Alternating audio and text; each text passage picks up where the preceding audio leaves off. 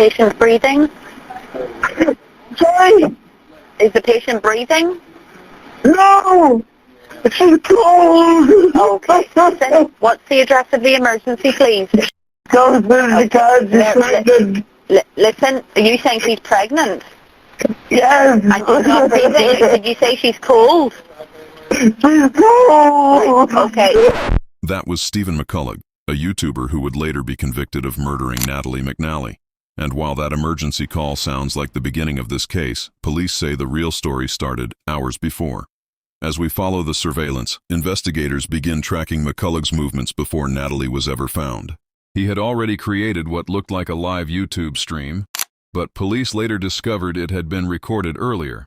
Then, while that fake live stream was playing, surveillance showed him leaving his area, changing his appearance, traveling toward Natalie's home in Lurgan, and making his way into the neighborhood.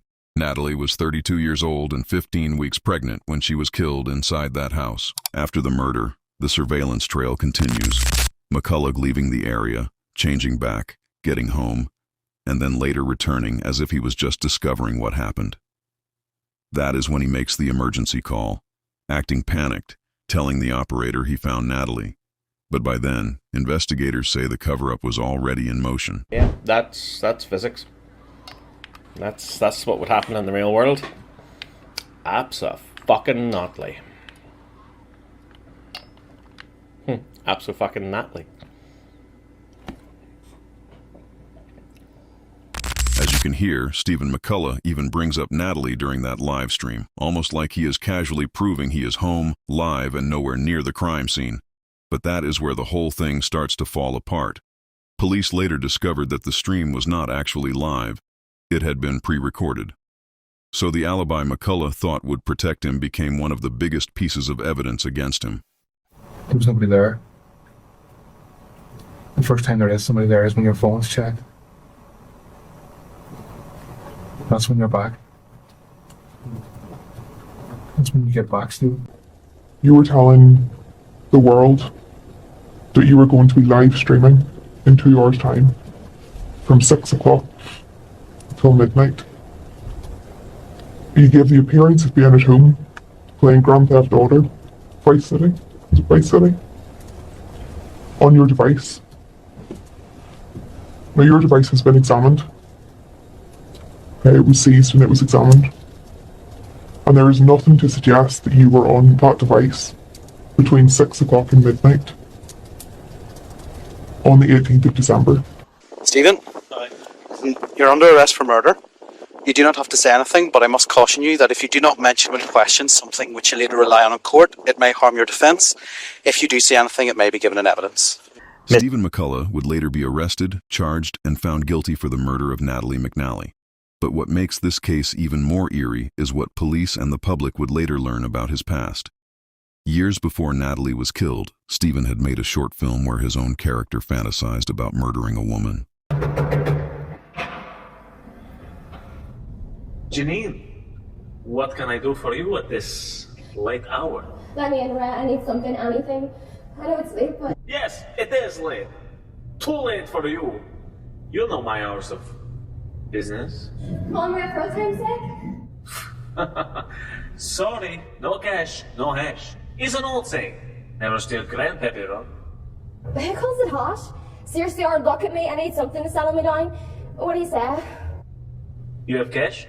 No. And sorry, no hash. Come on, please. We have no further business here. Good night, Janine. Oh, I have no time for your games. Let go of my door. Oh, fine, we might have no business, but... What about something else? Sure, we can work something out. Alright, why don't you come in? You regret? You know, I never tired of hearing that. I bet you don't. So, where's the stuff? Stuff? What stuff? Okay, the hash then, where is it? Oh, that! You know, I don't have any. I won't have any until tomorrow night. Looks like you're out of luck, sugar. You knew why I came here? You knew what I wanted? Yes, and you know what I wanted? No, I'm not. I'm being very serious. Now you go. Come back tomorrow night. Bring money, and I'll sort you out with whatever it is you need. Deal? Fine. If you don't give me what I want, then I'm going to the cops. What's that? Little girl going to rat me out? No. There's easy way to fix this. Very simple thing that I learned long time ago. Little girls can talk. If they're dead.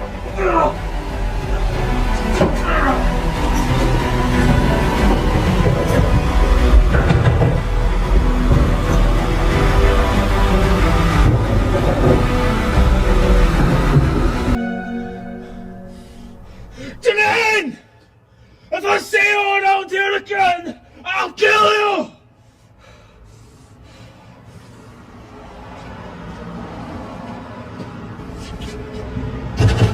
Truly evil. That's what that short film feels like now. At the time, maybe people around Stephen McCullagh thought it was just dark fiction, some disturbing project he made for attention. And now, one of Stephen's friends has come forward. But the question is, did she see the red flags back then?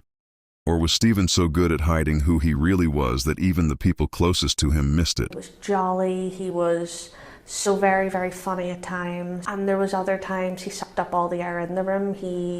Everything was about him. He was angry, he was, nothing was more important than what he was going through at that time. So at times he was difficult to be with. And would you say you were a good friend to him? I would say that 100%.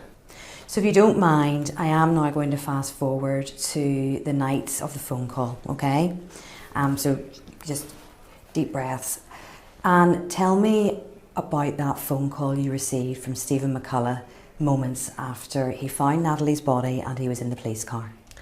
He phoned me, he was crying, he was screaming, he was howling that she's gone, she's gone. He was so upset and incoherent at times. He was like, I couldn't get him to calm down.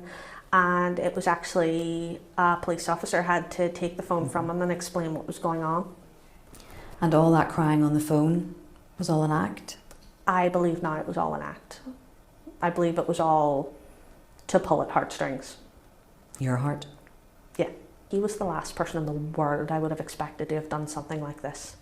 He was with you days before the murder telling you that he was going to live stream, is that right? Yeah. I can't wrap my head around any fathomable reason why he would lie. He created a situation where this played like an alibi, an astounding amount of lies to put together in advance. Once I saw that he had been rearrested and that he had given that statement that the live stream was pre-recorded, that cemented in my mind that he has done this. I honestly feel like had I been face to face with him in the courtroom, he would have done everything he could to try and intimidate me into not answering. Stephen McCullagh wanted to bring you with him on the night he found Natalie. How distressing is it to think that your friend would put you in that scenario? It's very distressing. I relive that moment quite a lot, and I'm very grateful that I was taught to trust my gut, and my gut instinct was, because I thought there was going to be an argument, I thought it was a dispute between a couple, my gut instinct said don't go, and I'm very glad I listened to that, because I'm very fortunate in that I get to remember Natalie as I knew her and not the horrible position that she was left in. I've suffered from nightmares ever since. I've suffered from flashbacks. If I see somebody who resembles him on the bus, I immediately have a panic and sometimes have to just get off the bus. If I don't hear from somebody in my family or one of my friends for a couple of hours, I immediately panic that something must be wrong, because that's what happened the last time I didn't hear from Natalie. I have had people not publicly take issue with me, but distance themselves. There was rumours put around where I live that he was my brother and that, you know, he was a member of my family, and obviously isn't. We're not even related. And it's caused genuine distress and damage to not just myself, but my whole family. He is not my friend. I do not think he is a good person. I don't think he was ever the person that he portrayed himself to be. I think he is a very manipulative, very cold and calculated person. You did this for Natalie? Yes. She was wonderful. She was so funny. She was just such a wonderfully kind person. Like, she would have made a great mum. I was making baby hats, I was planning to make baby blankets, you know, I was getting wee bits and pieces ready because they were going to have this child that was... And you felt very much part of that? Yeah, 100%. This child was going to be another member of my family. After Stephen McCullagh was convicted, reports claimed he had a target on his back inside Magaberry Prison and was being kept away from other inmates over fears of a revenge attack. But to be clear, there has not been public proof of an official hit. What we have are prison source reports that officials were concerned enough to keep him protected.